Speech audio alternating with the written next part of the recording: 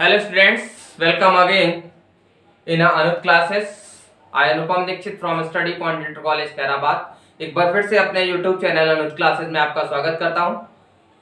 How are you all? I hope you are well and always I pray to God कि all my well wisher and the person which are related to me and who joined me with my channel always be in good positions and always they got more and more success. It is my request to God. Okay, जो भी students, जो भी व्यक्ति या जो भी हमारे बड़े बुजुर्ग अग्रज अनुज जो भी हमारे इस चैनल से हमसे जुड़े हुए हैं, उनके लिए मैं हमेशा प्रार्थना करता रहता हूं ईश्वर से कि हमें कुछ मिले या ना मिले, लेकिन हमसे जो लोग जुड़े हैं वो हमेशा उन्नति के मार्ग पे अग्रसर रहें। ठीक है। और स्टूडेंट्स, आप लोगों के लिए यही कहूंगा कि कहीं भी कोई भी कंफ्यूजन हो तो आप इमीडिएटली हमारे कमेंट बॉक्स में कमेंट करें और मैं अनुपम दीक्षित हमेशा 24 आवर्स आपकी हेल्प के लिए रेडी रहता हूं। कहीं भी कोई भी कंफ्यूजन हो आप हमसे कांटेक्ट कर सकते हैं। ठीक है। लेकिन बस यही कहूंगा कि पढ़ते रहिए और बढ़ते रहिए, क्योंकि आज का जो समय है वो बहुत कॉम्पिटिटिव है, यानी कि हर चीज में कंपटीशन है। कहीं भी जाओगे, किस भी फील्ड में जाओगे, हमेशा आपको आपसे ज्यादा टैलेंटेड पर्सन एक अगर 10 गुना है तो दूसरा 11 गुना है, एक अगर 20 है तो दूसरा 21 है, 21 है तो 22, यानी कि हर जगह आपको कंपटीटर आपसे ज्यादा मिलने वाले हैं। अच्छे से अच्छे कंपटीटर्स आपको मिलते हैं, लेकिन वहां पे आप सभी फेस कर पाएंगे जब आप रेगुलर वे में स्टडी करते रहेंगे। ठीक है। और उस स्टडी में हम लोग जितने भी टीचर्स हैं आपका हेल्प बराबर कर रहे हैं।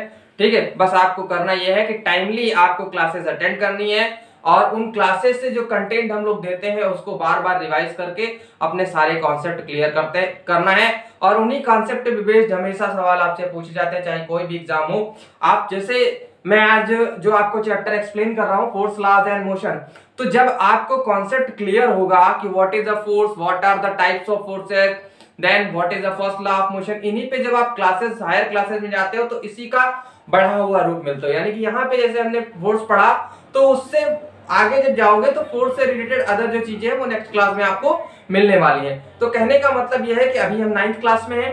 ठीक है। तो हमें 9th स्टैंडर्ड का पढ़ाया जा रहा है, 10th क्लास में होंगे तो उसी का थोड़ा सा ब्रॉड हमें मिलेगा, लेकिन मिलेगा क्या, मिलेगा यही। ठीक है। किसी भी आप टेक्निकल फील्ड के एग्जाम करने जाते हो, ठीक है, हम लोग रेलवेज के एग्जाम देते हैं, उसमें भी यही आपका 10th और 12th मतलब 9th 10th first year 12th की फिजिक्स आती है हमेशा। लेकिन आपको क्या करना है, आपको अपने बेसिक जो कॉन्सेप्ट्स हैं उन्हें क्लियर रखने। हम लोग भी एग्जाम देते हैं और हम लोगों को क्वेश्चंस कहाँ से मिलते हैं, यहीं से मिलते हैं 9th और 10th के। अगर हम लोग साइंस पढ़ लेते हैं तो साइंस का क्वेश्चन हमसे गलत नहीं होता है। क्यों? क्योंकि यहीं पे बेसिक है। 9th और 10th का ही जो क्लास है यहीं पे हम लोग बेसिक सीखते हैं और उसी बेसिक्स के थ्रू हम लोग आगे जब जाते हैं हायर क्लासेस में तो हमें प्रॉब्लम नहीं होती है। लेकिन आप लोग करते क्या हो, आप लोग हमेशा वीडियो को स्किप करते हो, फटाफट स्पीड में पढ़ते चले जाते हैं। लेकिन आपको ये नहीं करना है। आपको जिस स्पीड में हमारा वीडियो चल रहा है उस स्पीड में एक एक पॉइंट जो सर बोलते हैं उस चीज को समझना है।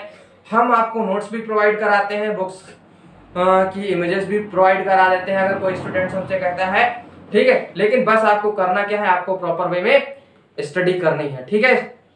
तो चलिए, ये तो हमारी बातें हो गई आज की, बहुत सारी हमने कर ली। लेकिन आज का जो टॉपिक है हमारा वो हम लोग स्टार्ट करते हैं, क्योंकि लास्ट क्लास में हमने सेकंड लॉ ऑफ मोशन के एग्जांपल्स तक हम लोगों ने कंप्लीट कर लिया था। जो हमारी क्लास 9th की लास्ट फिजिक्स की क्लास थी उसमें हम लोगों ने second law of motion, momentum, ठीक है, मोमेंटम का जो मैथमेटिकल जो सेकंड लॉ ऑफ मोशन का जो मैथमेटिकल फॉर्मूला था F=ma, वो भी मैं प्रूव करके आपको दे चुका हूं। देन लास्ट हमने कहां पे एंडिंग किया था, हमने एंडिंग किया था सेकंड लॉ के एग्जांपल्स पे। ठीक है। तो अब आज का जो टॉपिक है वो क्या है, topic Newton's first law of motion is contained in the second law. कहने का मतलब यह है कि जो second law of motion F=ma है जो मैथमेटिकल, उसी से हम निकालेंगे क्या, उसी से हम दोनों कंडीशन आपकी फर्स्ट लॉ ऑफ मोशन की निकालेंगे। फर्स्ट लॉ ऑफ मोशन एक बार फिर से रिवाइज करा देता हूं, क्या कहता है, सरल भाषा में बोलता हूं कि if a object is in rest, कोई भी ऑब्जेक्ट अगर रेस्ट में है तो then it wants to be in rest unless and until no external force is applied on it. ये पहली कंडीशन थी रेस्ट की।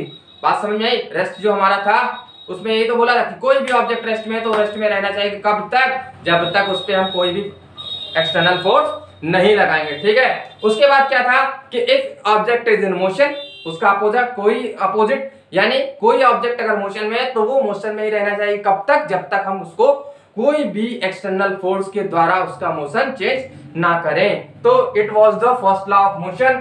Then today I will prove with the help of second law of motion. Okay, तो what is the formula of a second law of motion? According to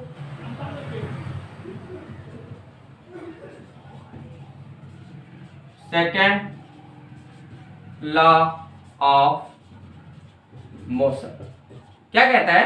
F is equal to ma देता है हमें। क्या देता है?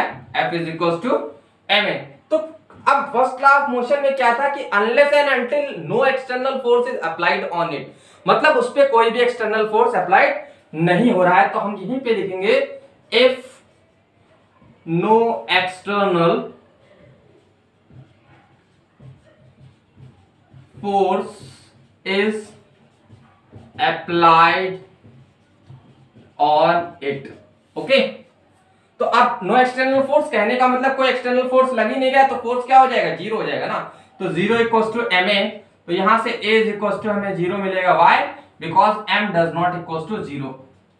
m जो हमारा मास होता है वो कभी भी जीरो नहीं होता है, इसलिए हमें क्या मिलेगा? या तो इस कंडीशन से m जीरो है या a जीरो, इन दोनों में से कोई एक जीरो, तभी तो उनका प्रोडक्ट जीरो आ रहा है, ठीक है। तो m जीरो होता नहीं है, इसलिए a हमारा जीरो होगा। तो a is equal to zero से हम क्या समझ सकते हैं? कहने का मतलब a that is a for acceleration. a for Apple नहीं है भाई, a फॉर एक्सेलरेशन है, क्योंकि हम लोग यहाँ पे साइंस पढ़ रहे हैं, ठीक है। अगर इंग्लिश पढ़ रहे होते तो हम एक बार कह देते कि a फॉर एप्पल होता है, लेकिन हम लोगों ने जो कक्षा 1-2 में पढ़ा था वो था, ठीक है। बट हम लोग क्लास 9th में आ गए हैं और साइंस पढ़ रहे हैं। साइंस में भी क्या पढ़ रहे हैं? फिजिक्स पढ़ रहे हैं। तो फिजिक्स में a फॉर क्या होता है? स्मॉल a फॉर एक्सेलरेशन होता है। समझ में आई बात? तो a is equal to zero है, तो a is equal to zero कहने का मतलब क्या है कि body will not be accelerated. तो क्या हुआ कि the body will not be accelerated, ठीक, body will not be accelerated. दूसरे भाषा में हम क्या बोल सकते हैं? In other word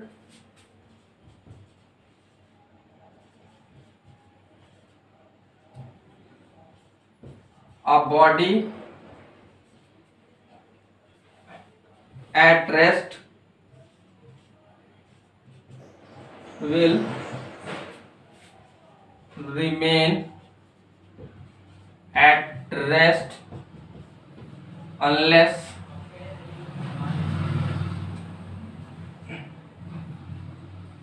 a body at rest will remain at rest at state of rest, लिख देते हैं at state of rest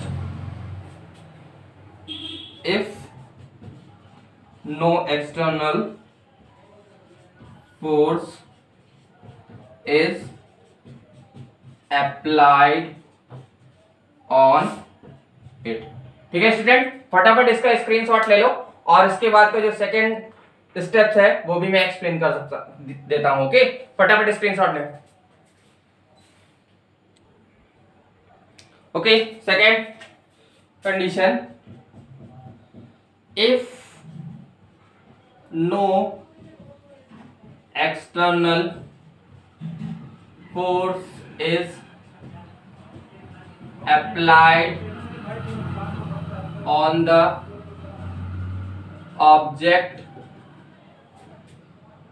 is in motion। Okay, अगर कोई ऑब्जेक्ट मोशन में है और उसके ऊपर कोई भी एक्सटर्नल फोर्स अप्लाइड नहीं हो रहा है, तो देन हम लोग क्या जानते हैं? एक फॉर्मूला जानते हैं, by second law of motion. Starting में ही मैंने जब second law of motion start किया था तो उसमें डेफिनेशन क्या दी थी कि the rate of change of momentum क्या बोला था कि जो फोर्स होता है वो rate of change of momentum के इक्वल होता है, ठीक है। F इज इक्वल टू क्या होता है, या F is directly proportional to होता है rate of change of momentum के। बात समझ में आ गई। F is directly proportional to क्या होता था, rate of change of momentum के होता था। उसको हम लोग प्रोपोर्शनलिटी साइन हटा के हम लोग F इक्वल टू ml आए थे, तो यहाँ पे हम लोग F इज इक्वल टू क्या लिखेंगे, rate of change of momentum, ठीक है। अब फोर्स हमने क्या बोल दिया, नो एक्सटर्नल फोर्स यानी कि zero. Rate of change of momentum मान लिया मास आपका था m, final velocity v, then initial velocity u, time लगा t, ठीक है। Sorry, then t is equal to cross multiplication करोगे तो क्या आ जाएगा, mv minus mu is equal to 0, then m common लोगे तो क्या आएगा, v minus u equal to 0, then v minus u equal to 0, why, because m does not equal to 0, और यहां से हमें क्या मिल गया, v is equal to u। कहने का मीन्स क्या हुआ कि फाइनल वेलोसिटी जो है वो हमारी इनिशियल वेलोसिटी के इक्वल आ गई। फाइनल वेलोसिटी जो है वो हमारी इक्वल में आ गई, तो हम लोग क्या लिखेंगे कि if no external force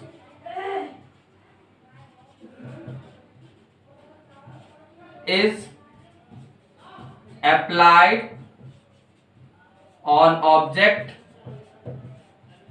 then body is in motion, will remain in motion। यानी कि अगर कोई बॉडी मोशन में है तो वो मोशन में ही रहेगी, ठीक है। बात समझ में आ गई। यही तो हमारा फर्स्ट लॉ था। पहले हमने बता दिया कि body will not B accelerate, यानी कि एक्सेलरेशन अगर नहीं होगा तो बॉडी हमारी रेस्ट में है तो रेस्ट में रहेगी। फिर हमने प्रूफ करके दे दिया कि if no external force is applied then उन दोनों की इनिशियल और फाइनल वेलोसिटी सेम हो गई, तो कहने का मतलब मोशन में थी तो वो मोशन में ही रहेगी। बात समझ में आ गई स्टूडेंट्स। तो then please note it fast, और you can take the screenshot of the blackboard also. Then I explain new topic which is a impulse. What is impulse?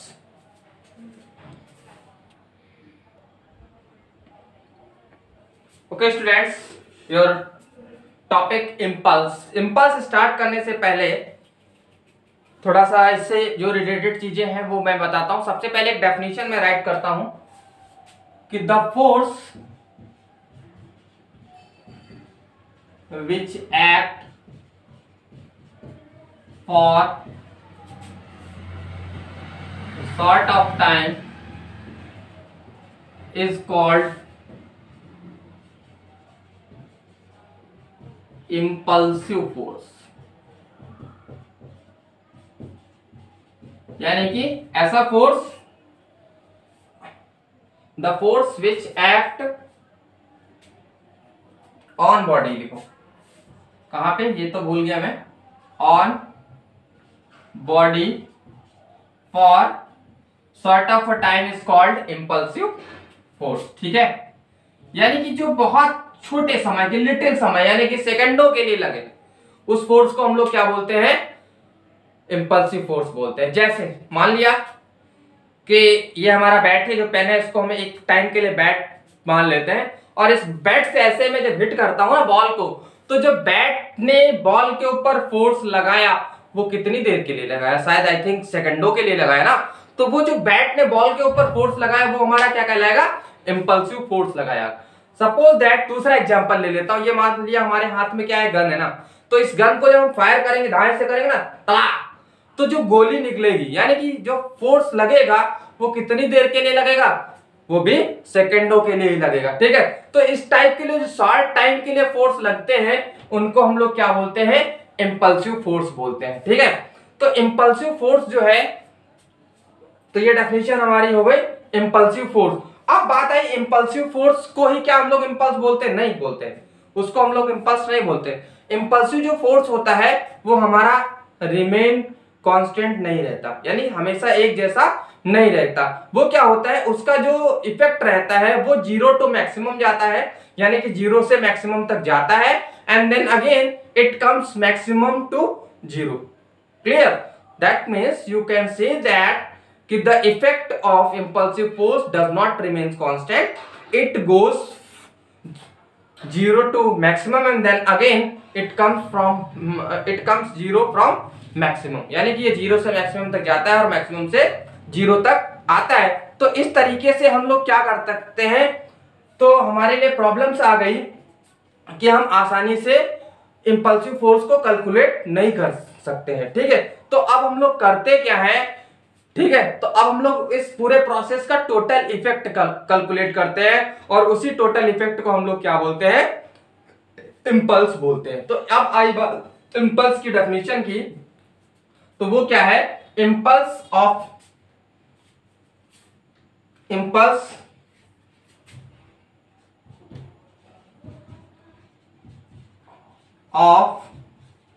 a force is a measure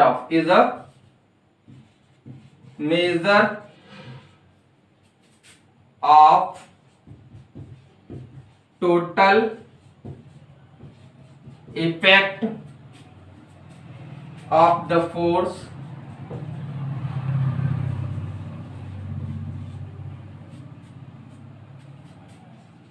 applied for short time. ठीक, यानी कि short time के लिए जो हमने force लगाया है उसका टोटल इफेक्ट क्या हो रहा है, वो हमारा क्या कहलाता है, इंपल्स कहलाता है। ओके, तो अब इंपल्स की लिए फॉर्मूला क्या हो जाएगा, इंपल्स इक्वल्स टू होगा फोर्स इनटू टाइम। क्लियर? इसको हम लोग आई से डिनोट करते हैं, I equals to F into T होता है। ठीक है, तो ये दो फॉर्मूले हमारे हो गए, एक सिंबॉलिक फॉर्म में और एक हमारा रिटन फॉर्म में। ठीक है, अब अगर हम इसकी एसआई यूनिट की बात करें, ठीक है, दूसरा एक बार इसको फटाफट नोट कर लो ना, फिर हम लोग आगे की बातें करते हैं। ओके, तो हम लोग बात कहां तक, हमने फार्मूला राइट कर दिया था। ठीक है, क्या फार्मूला निकला था, I equals to F into T. इसको एक बार फिर से लिख लेते हैं। अब एक चीज हम लोग जानते हैं कि from second law of motion, ठीक है, एफ इज इक्वल्स टू क्या होता है, change in momentum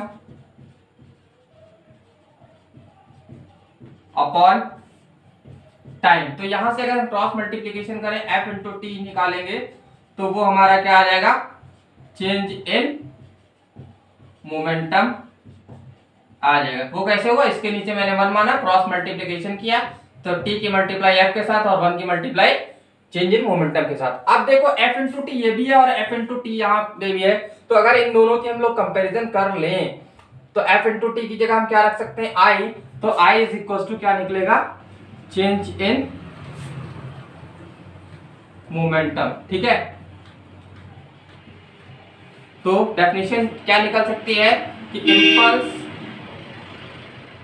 is also defined as change in momentum of change in momentum of the body। Okay, अब हम लोग यूनिट की बात कर लेते हैं यहीं पे फटाक से। अगर हम लोग इसकी यूनिट की बात करें तो फोर्स की क्या होती है, यूनिट न्यूटन होती है, टाइम की क्या होती है, सेकंड होती है, तो एक तो यूनिट बनती है न्यूटन इनटू सेकंड। लेकिन अगर हम एसआई यूनिट की बात करते हैं, ठीक है, एसआई यूनिट ऑफ इंपल्स, ठीक है, तो वो क्या होती है, केजी मीटर पर सेकेंड। बात समझ में आ गई? केजी मीटर पर सेकेंड। ठीक है, ये भी एसआई यूनिट होती है। ठीक है, लेकिन ये कब होगी? जब हम लोग बात करेंगे चेंज इन मोमेंटम। ठीक है, अगर मोमेंटम के बेसिस पे अगर हम देखें तो हमारी ये यूनिट निकलती है, और अगर इस फॉर्मूले के बेसिस पे निकलते हैं तो न्यूटन इंटू सेकेंड निकलती है। Okay, these are the both same units. Okay, तो फटाफट इसको नोट कर लें। ओके स्टूडेंट्स, तो आज की क्लास को मैं इसी टॉपिक के साथ फिनिश करता हूं। ठीक है, आशा करता हूं आपको जो मैंने एक्सप्लेन किया वो बहुत अच्छी तरीके से समझ में आया होगा, और अगर कहीं पे कोई कंफ्यूजन है तो आप प्लीज कमेंट बॉक्स में कमेंट जरूर करो। ठीक है, आपके जो कमेंट होते हैं उससे हमें बहुत बहुत अच्छा लगता है कि ये पता तो चलता है कि हाँ स्टूडेंट ने देखा वीडियो को और उसको कितनी बार प्रॉब्लम्स आई।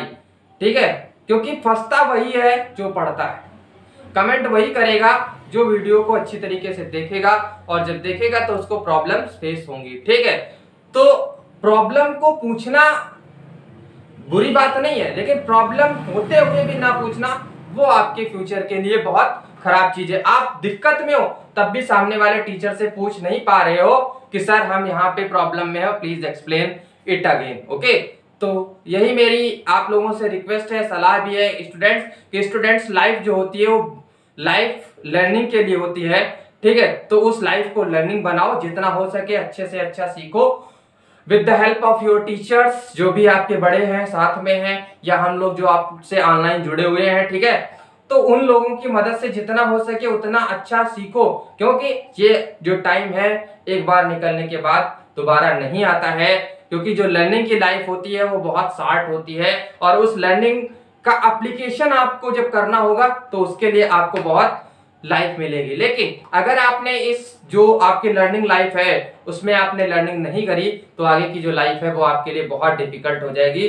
सो स्टूडेंट्स, बार बार यही बोल रहा हूं, अच्छे से पढ़िए और आगे बढ़िए, यही मेरी दुआएं हैं। तब तक के लिए आज के लिए बस इतना ही।